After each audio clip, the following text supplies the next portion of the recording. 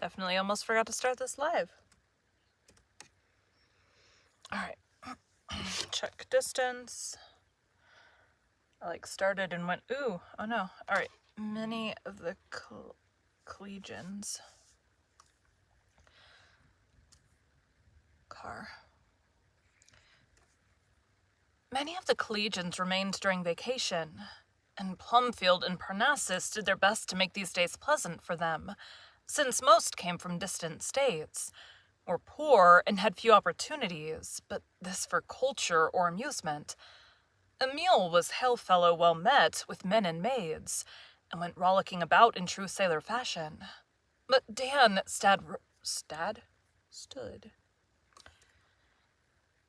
stood rather in awe of the fangirl graduates, and was silent when among them, eyeing them as an eagle might a flock of doves.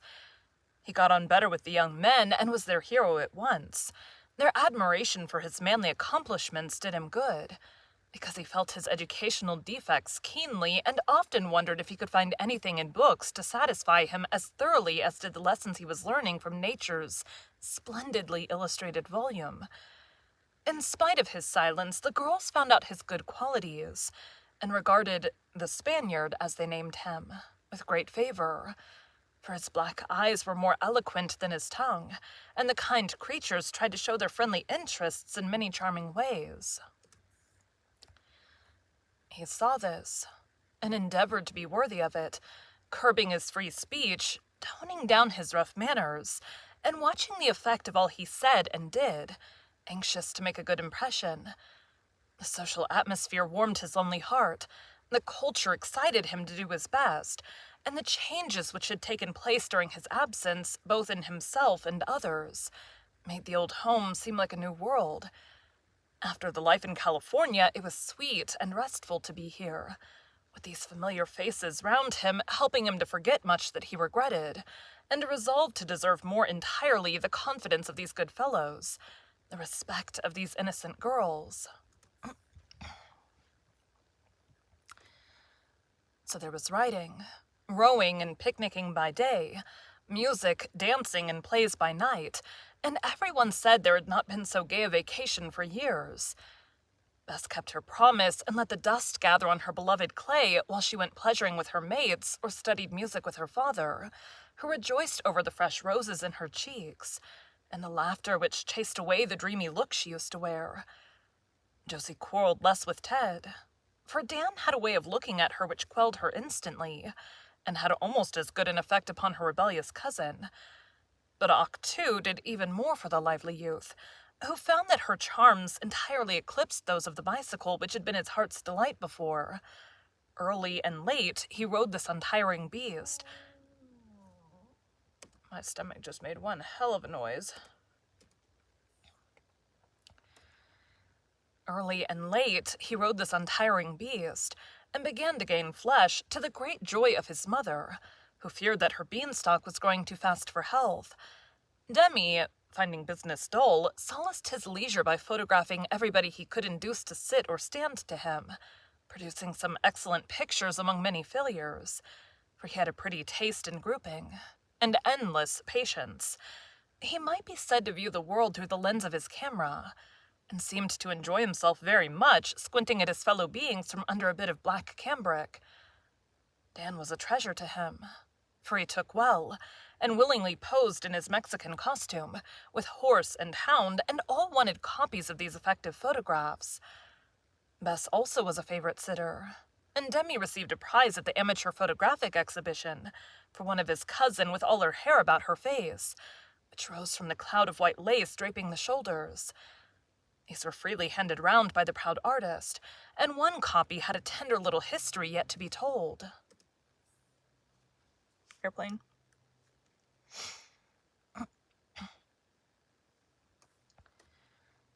Nat was snatching every minute he could get with Daisy before the long parting, and Mrs. Meg relented somewhat, feeling sure that absence would quite cure this unfortunate fancy. Daisy said little, but her gentle face was sad when she was alone, and a few quiet tears dropped on the handkerchief she marked so daintily with her own hair. She was sure Nat would not forget her, and life looked rather forlorn without the dear fellow who had been her friend since the days of patty pans and confidences in the willow tree. She was an old-fashioned daughter, dutiful and docile, with such love and reverence for her mother that her will was law, and if love was forbidden, friendship must suffice. And if love was forbidden, friendship must suffice. So she kept her little sorrow to herself, smiled cheerfully at Nat, and made his last days of home life very happy with every comfort and pleasure she could give, from sensible advice and sweet words, to a well-filled work-bag for his bachelor establishment and a box of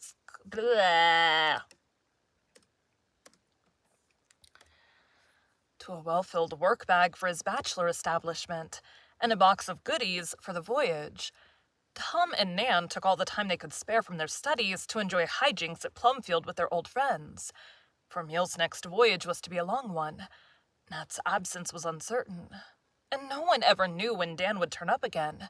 They all seemed to feel that life was beginning to grow serious, and even while they enjoyed those lovely summer days together, they were conscious that they were children no longer, and often in the pauses of their fun talked soberly of their plans and hopes, as if anxious to know and help one another, before they drifted further apart on their different ways.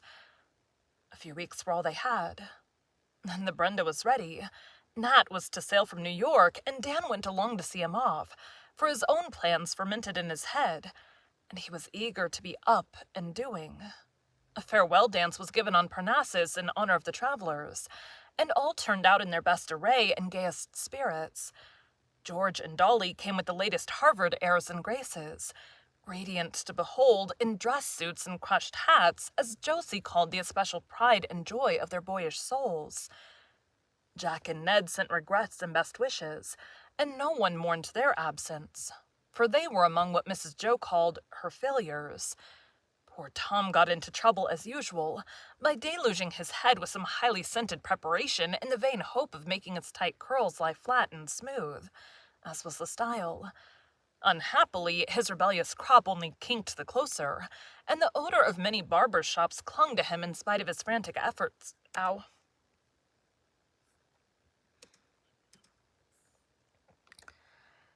Unhappily, his rebellious crop only kinked the closer, and the odor of many barber shops clung to him in spite of his frantic efforts to banish it.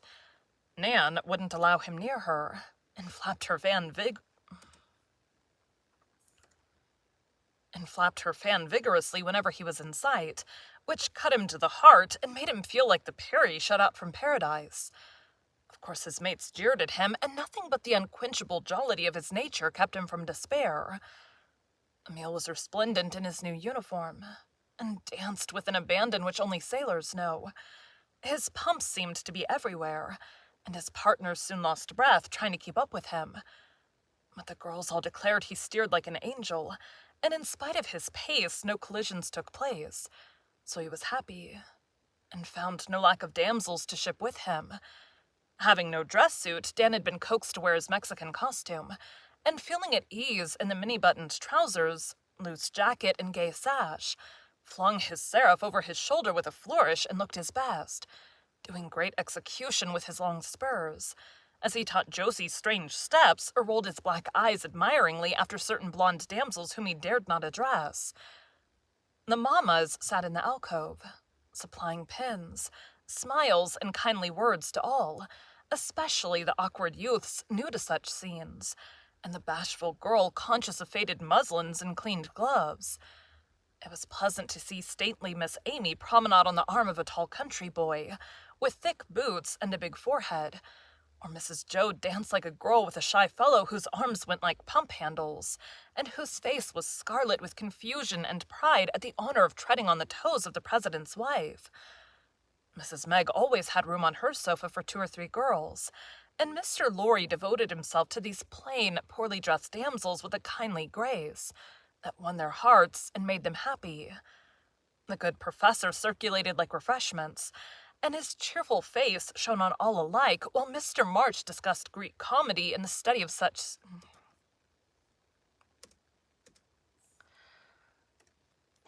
and his cheerful face shone on all alike, while Mr. March discussed Greek comedy in the study with such serious gentlemen as never unbent their mighty minds to frivolous joys.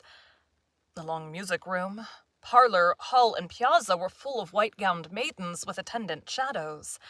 The air was full of lively voices, and hearts and feet went lightly together, as the home band played vigorously, and the friendly moon did her best to add enchantment to the scene.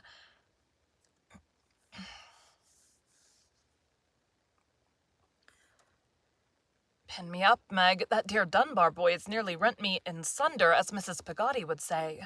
But didn't he enjoy himself bumping against his fellow men and swinging me round like a mop?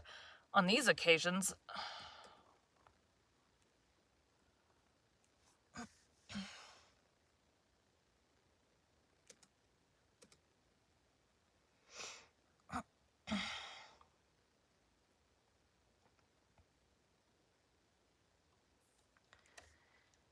"Pin me up, Meg, that dear Dunbar boy has nearly rent me in sunder, as Mr. Peggotty would say. But didn't he enjoy himself bumping against his fellow men and swinging me round like a mop? On these occasions I find that I'm not as young as I was, nor as light of foot. In 10 years more we shall be meal-bags, sister, so be resigned." And Mrs. Joseph sided into a corner, much dishevelled by her benevolent exertions. Meg: "I know I shall be stout, but you won't keep still long enough to get my flesh on your... to get much, damn it. But you won't keep still long enough to get much flesh on your bones, dear. And Amy will always keep her lovely figure. She looks about 18 tonight, in her white gown and roses," answered Meg, busily pinning up one sister's torn frills, while her eyes fondly followed the other's graceful movements, for Meg still adored Amy in the old fashion.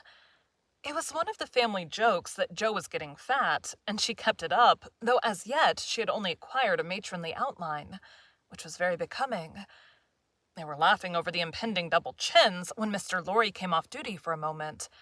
"Repairing damages as usual, Jo. You never could take a little gentle exercise without returning in rags. Come and have a quiet stroll with me and cool off before supper. I've a series of pretty tableaux to show you while Meg listens to the raptures of lisping Miss Carr, whom I made happy by giving her Demi for a partner." As he spoke, Laurie led Jo to the music room, nearly empty now after a dance which sent the young people into garden and hall. Pausing before the first of the 4 long windows that opened on a very wide piazza, he pointed to a group outside, saying, "The name of this is Jack Ashore." A pair of long blue legs, ending in very neat pumps, hung from the veranda roof among the vines, and roses, gathered by unseen hands, evidently appertaining to aforesaid legs, were being dropped into the laps of several girls perched like a flock of white birds on the railing below, while a manly voice fell like a falling star as it sung this pensive ditty to a most appreciative audience. Get a drink real quick. This is one of those weekends that, like, it never freaking ends.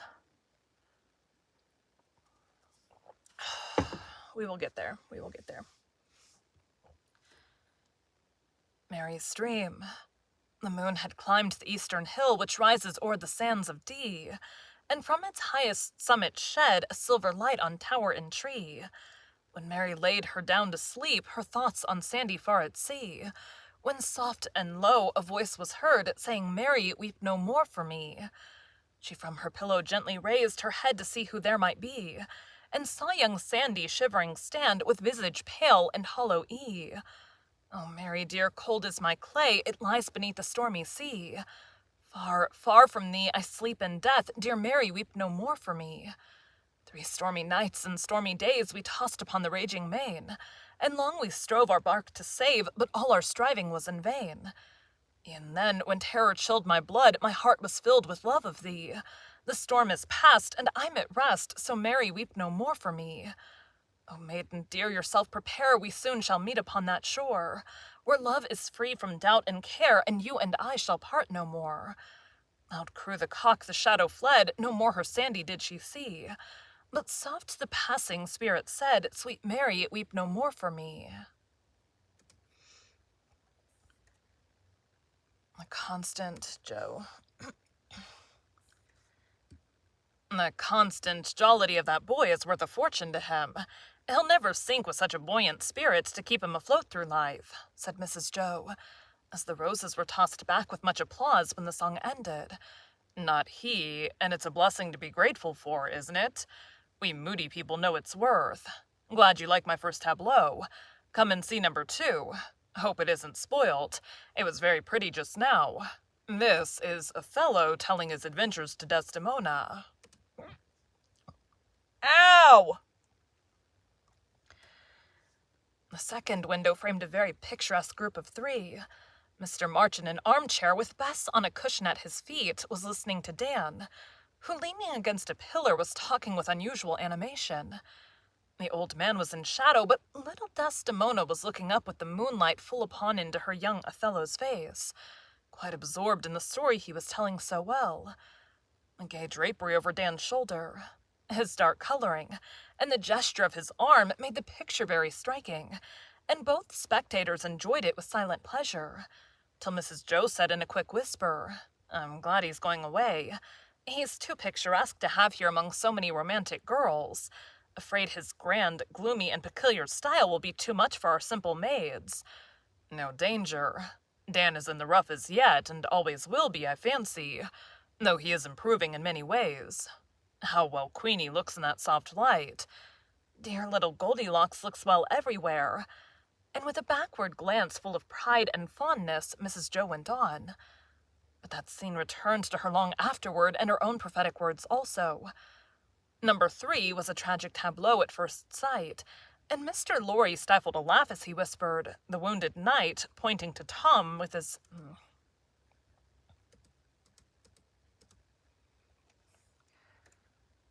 And Mr. Lorry stifled a laugh as he whispered, "The wounded knight," pointing to Tom with his head enveloped in a large handkerchief, as he knelt before Nan, who was extracting a thorn or splinter from the palm of his hand with great skill, to judge from the patient's blissful expression of countenance.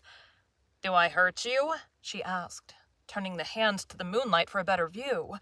"Not a bit. Dig away. I like it," answered Tom, regardless of his aching knees and the damage done to his best trousers. Regardless of his aching knees and the damage done to his best trousers. "I won't keep you long. Hours, if you please. Never so happy as here." Quite unmoved by this tender remark, Nan put on a pair of large round-eyed glasses, saying in a matter-of-fact tone, "Now I see it. Only a splinter, and there it is." "My hand is bleeding. Won't you bind it up?" asked Tom, wishing to prolong the situation. "Nonsense. Suck it.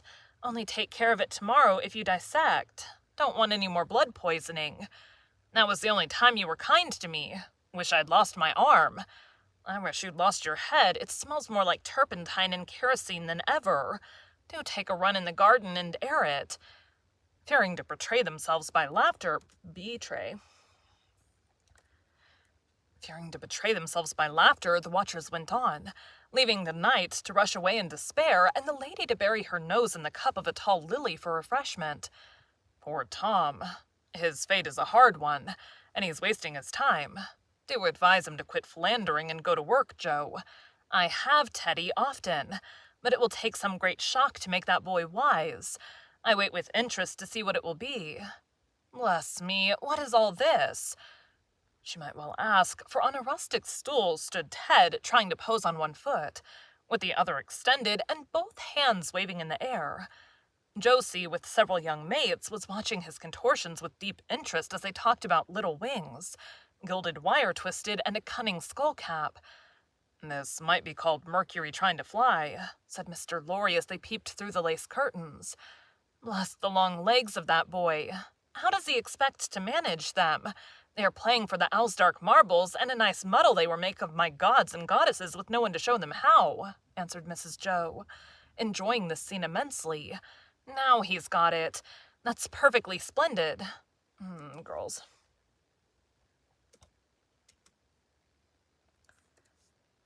"Now he's got it. That's perfectly splendid. See how long you can keep so," cried the girls, as Ted managed to maintain his equilibrium a moment by resting one toe on the trellis. Unfortunately, this brought all his weight on the other foot, The straw seat of the stool gave way, and the flying mercury came down with a crash, amid shrieks of laughter from the girls. Being accustomed to ground and lofty tumbling, he quickly recovered himself, and hopped gaily about, with one leg through the stool as he improvised a classic jig. Mrs. Joe. Thanks for 4 nice little pictures. You've given me an idea, and I think sometime we will get up regular tableaux of this sort, and march our company round a set of dissolving views. New and striking. I'll propose it to our manager and give you all the glory, said Mrs. Joe, as they strolled towards the room whence came the clash of glass and china, and glimpses of agitated black coats.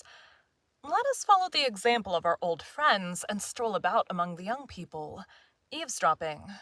So gathering up various little threads to help in the weaving of the story, George and Dolly were at supper, and having served the ladies in their care, stood in a corner absorbing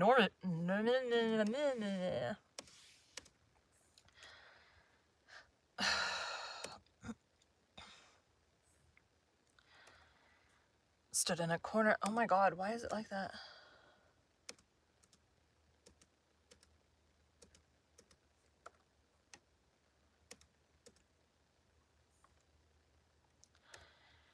Stood in a corner absorbing nourishment of all kinds with a vain attempt to conceal hearty appetites, under an air of elegant indifference. Stuffy.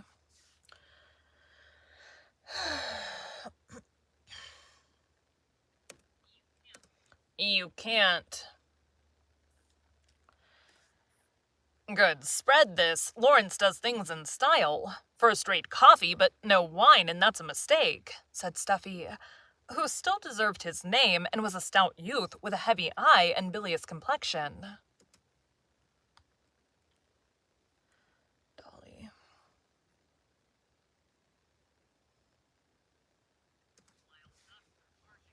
Wild ducks.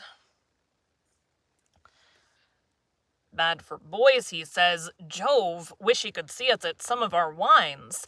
Don't we just splice the main brace, as Emile says? Answered Dolly the dandy, carefully spreading a napkin over the glossy expanse of shirt front, whereon a diamond stud shone like a lone star. His stutter was nearly outgrown, but he, as well as George,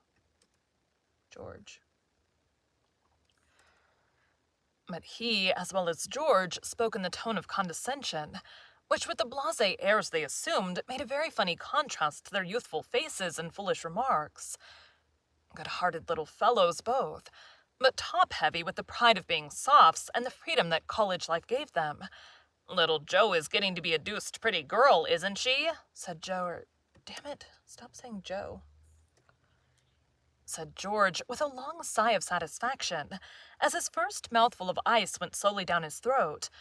Well, fairish. The princess is rather more to my taste. I like 'em blonde and queenly and elegant, don't you know? Yes, Jo is too lively. Might as well dance with a grasshopper. I've tried her and she's one too many for me. Miss Perry is a nice, easy-going girl. Got her for the German. You'll never be a dancing man. Too lazy. Now I'll undertake to steer any girl and dance down any fellow you please. Dancing's my forte. And Dolly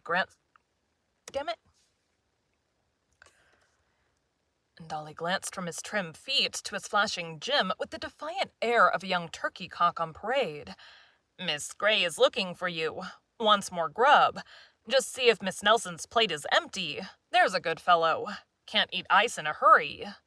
And George remained in his safe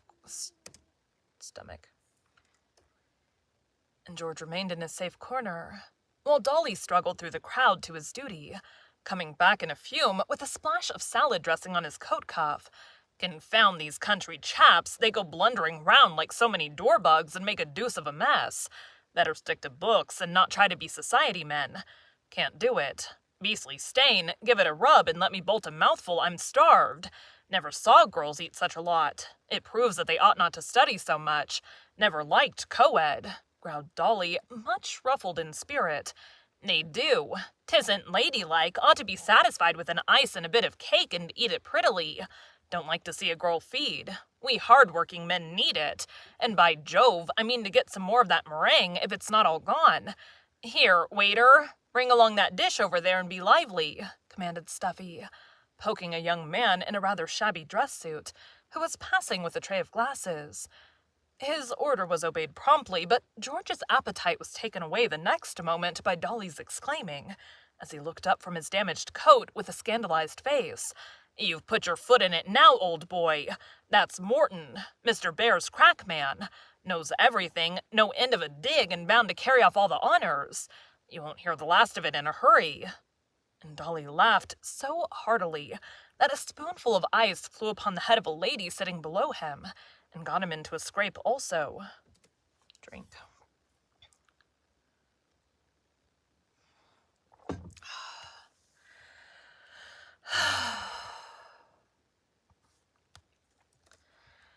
Leaving them to their despair... Damn it. Leaving them to their despair, let us listen to the whispered chat of two girls comfortably seated in a recess waiting till their escorts were fed.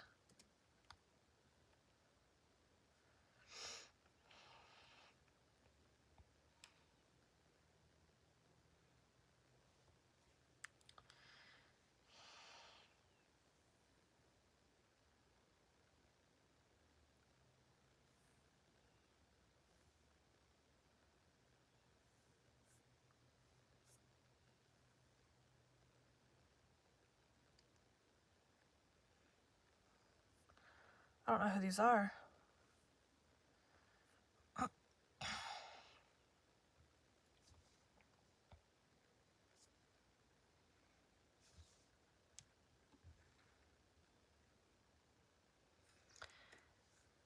I do think the Lawrences give lovely parties. Don't you enjoy them? Asked the younger, looking about her with the eager air of one unused to this sort of pleasure. I don't know who these people are, so we're going to do, like, the younger and the older.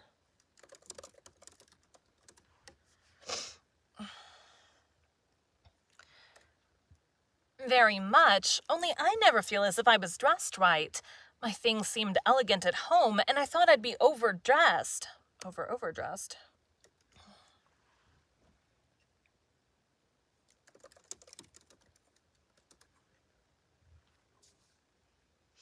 My stomach is talking. My things seemed elegant at home, and I thought I'd be overdressed if anything. But I look countrified and dowdy here. No time or money to change now, even if I knew how to do it, answered the other, glancing anxiously at her bright pink silk gown, trimmed with cheap lace. You must get Mrs. Brooke to tell you how to fix your things. She was very kind to me. I had a green silk, and it looked so cheap and horrid by the side of the nice dresses here. I felt regularly unhappy about it, and asked her how much a dress like the one Mrs. Lawrence had would cost. That looked so simple and elegant, I thought it wouldn't be costly, but it was India mull and Valenciennes lace, so of course I couldn't have it. Then Mrs. Brooke said, get some muslin to cover the green silk, and wear hops or some white flowers instead of pink in your hair, and you will have a pretty suit. Isn't it lovely and becoming?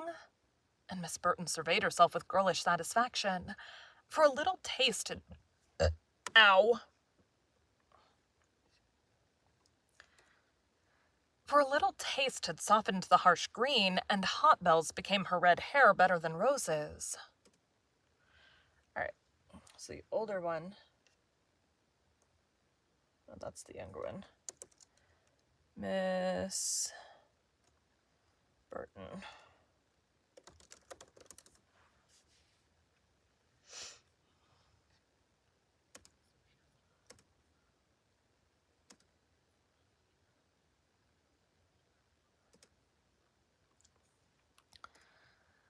It's sweet. I've been admiring it.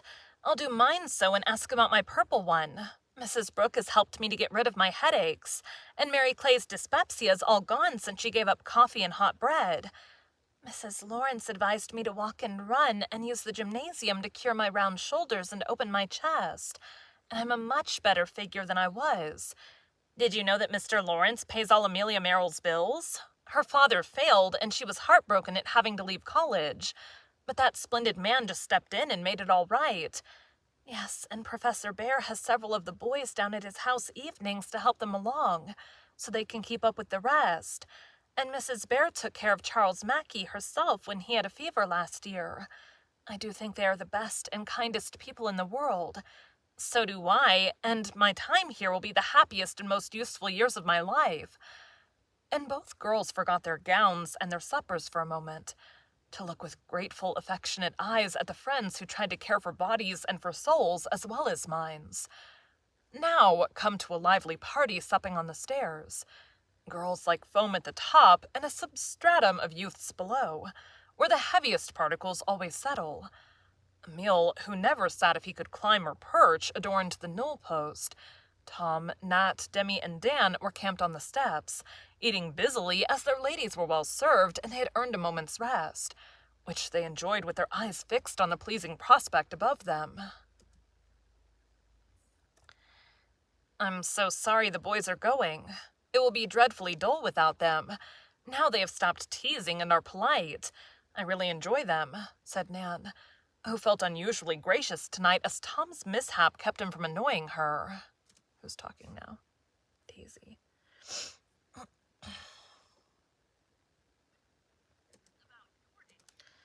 Daisy.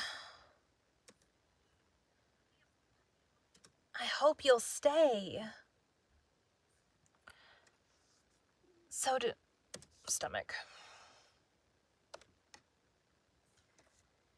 "So do I. And Bess was mourning about it today. That was a general thing. She doesn't like boys unless they are models of elegance. She has been doing Dan's head, and it is not quite finished. I never saw her so interested in any work, and it's very well done. He is so striking and big he always makes me think of the Dying Gladiator, or some of those antique creatures. There's Bess now." "Dear child, how sweet she looks tonight," answered Daisy, waving her hand as the princess went by with Grandpa on her arm. "I never thought he would turn out so well.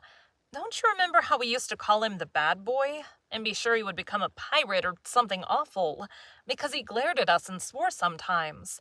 Now he is the handsomest of all the boys, and very entertaining with his stories and plans. I like him very much. He's so big and strong and independent. I'm tired of mollycoddles and bookworms," said Nan in her decided way. "Not handsomer than that," cried loyal Daisy, contrasting two faces below, one unusually gay, the other sentimentally sober even in the act of munching cake. "I like Dan, and am glad he's doing well, but he tires me and I'm still a little afraid of him. Quiet people suit me best. Life is a fight, and I like a good soldier. Boys take things too easily, don't see how serious it all is, and go to work in earnest. Look at that absurd Tom, wasting his time and making an object of himself, just because he can't have what he wants. Like a baby crying for the moon. I've no patience with such nonsense," scolded Nan, looking down at the jovial Thomas, who was playfully putting macaroons in Emil's shoes, and trying to beguile his exile as best he could. "Most girls would be touched by such fidelity. I think it's beautiful," said Daisy behind her fan, for other girls sat just below. "You are a sentimental goose and not a judge. Nat will be twice the man when he comes back after his trip. I wish Tom was going with him. My idea is that if we girls have any influence, we should use it for the good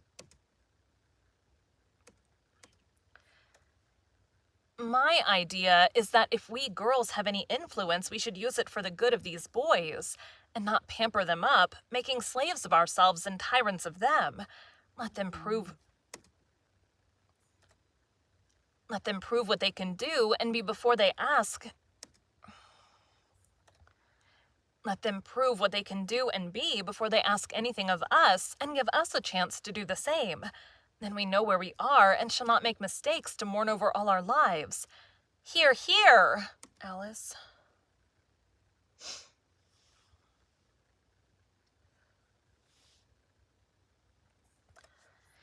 "Hear, hear," cried Alice. "Damn it, stomach, shut up!" "Hear, hear," cried cried Alice Heath, who was a girl after Nan's own heart and had chosen a career, like a brave and sensible young woman. "Only give us a chance and have patience till we can do our best. Now we are expected to be as wise as men who have had generations of all the help there is, and we scarcely anything. Let us have equal opportunities, and in a few generations we will see what the judgment is. I like justice, and we get very little of it."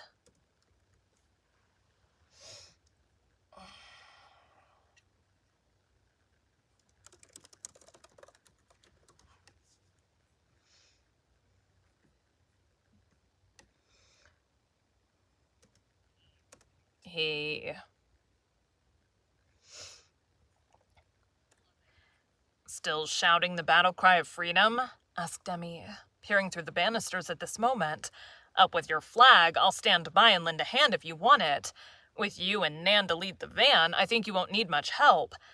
You are a great comfort, Demi, and I'll call on you in all emergencies, for you are an honest boy, and don't forget that you owe much to your mother and your sisters and your aunts," continued Nan. "I do like men who come out frankly and own that they are not gods. How can we think them so when such awful mistakes are being made all the time by these great creatures?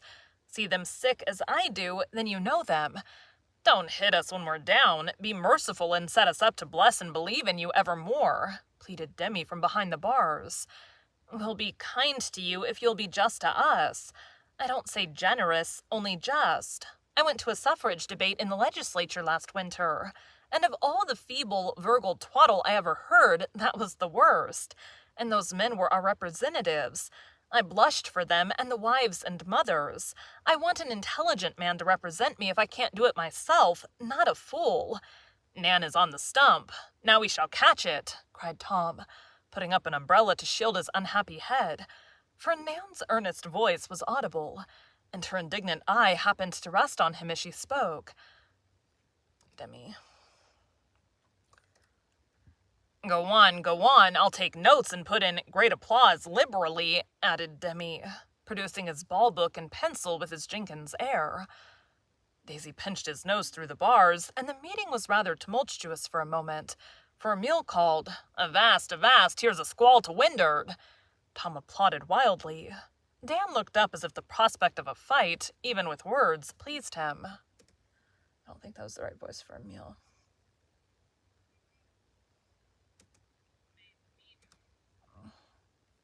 We're fine. And Nat went to support Demi, as his position seemed to be a good one.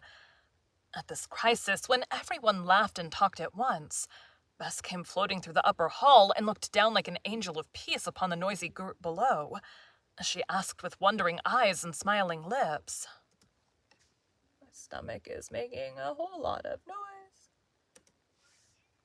"Ward in." "What is it?" "An indignation meeting. Nan and Alice are on the rampage, and we are at the bar to be tried for our lives. Will your highness preside and judge between us?" answered Demi, as a lull at once took place, for no one rioted in the presence of the princess. "I'm not wise enough. I'll sit here and listen. Please go on." And Bess took her place above them all, as cool and calm as a little statue of justice, with fan and nosegay in place of swords and... Damn it. Excuse me. With fan and nosegay in place of sword and scales. "Now, ladies, for your minds, only spare us till morning, for we've got a German to dance as soon as everyone is fed, and Parnassus expects every man to do his duty. Mrs. President Giddy-Gaddy has the floor," said Demi, who liked this sort of fun better than the very mild sort of flirtation which was allowed at Plumfield, for the simple reason that it could not be entirely banished, and is a part of all education, or otherwise. "I have only one thing to say, and it is this," began Nan soberly, though her eyes sparkled with a mixture of fun and earnestness. "I want to ask every boy of you what you really think on this subject.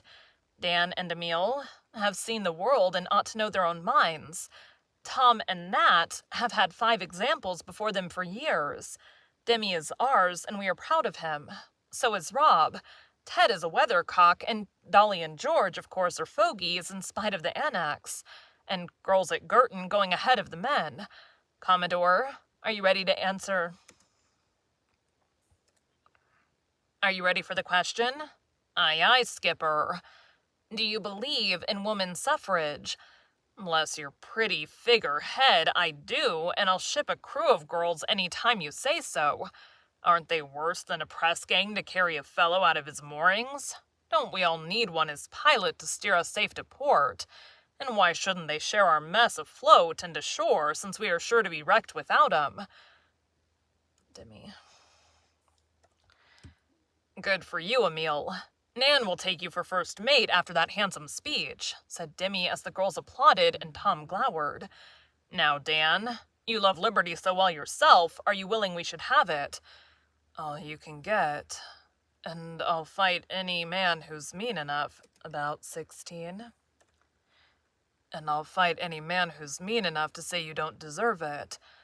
This brief and forcible reply delighted the energetic president, and she beamed upon the member from California as she said briskly, Nat wouldn't dare to say he was on the other side even if he were, but I hope he has made up his mind to pipe for us, at least when we take the field, and not be one of those who wait till the battle is won, and then beat the drums and share the glory. Mrs. Giddy-Gaddy's doubts were most effectually removed, and her sharp speech regretted as Nat looked up blushing.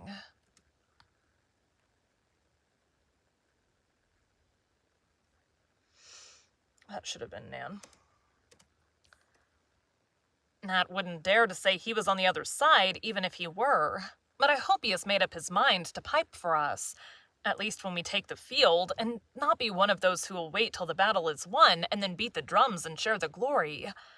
Mrs. Giddy-Gaddy's doubts were most effectually removed, and her sharp speech regretted as Nat looked up, blushing, but with a new sort of manliness in face and manner, saying in a tone that touched them all, I should be the most ungrateful fellow alive if I did not love, honor, and serve women with all my heart and might, for to them I owe everything I am or ever shall be.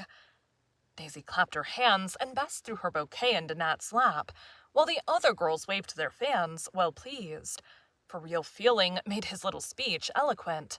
Thomas B. Bangs, come into court and tell the truth and a whole...